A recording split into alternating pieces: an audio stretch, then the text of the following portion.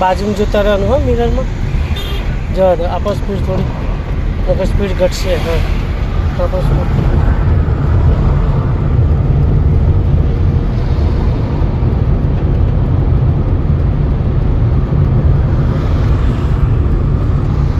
Slow કરો, થોડી break કરો, ન્યુટ્રલ કરીને બીજો કરો, ન્યુટ્રલ કરો, ડાબી બાજુ પાછળ.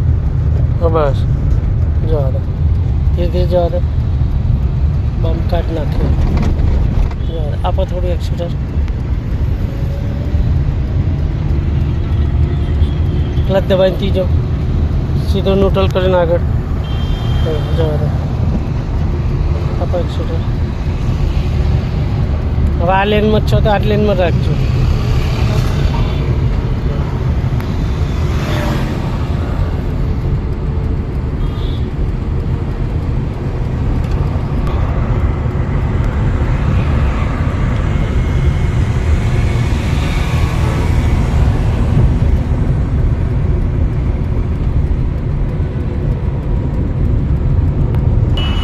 આપો થોડી સ્પીડ આપો ને ડાઉન ના થયું છે.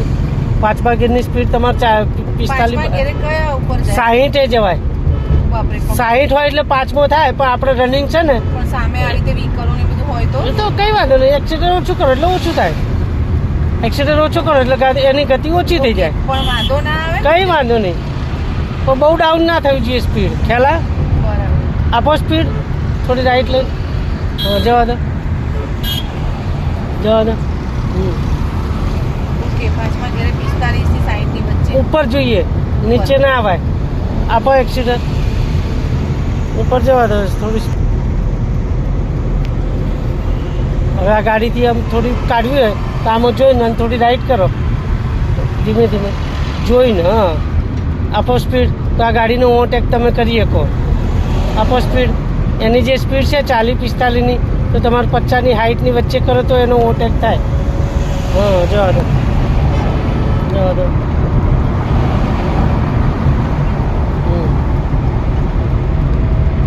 બરાબર, સરસ. હાઇટ પહોંચે. જવા દો. સ્લો.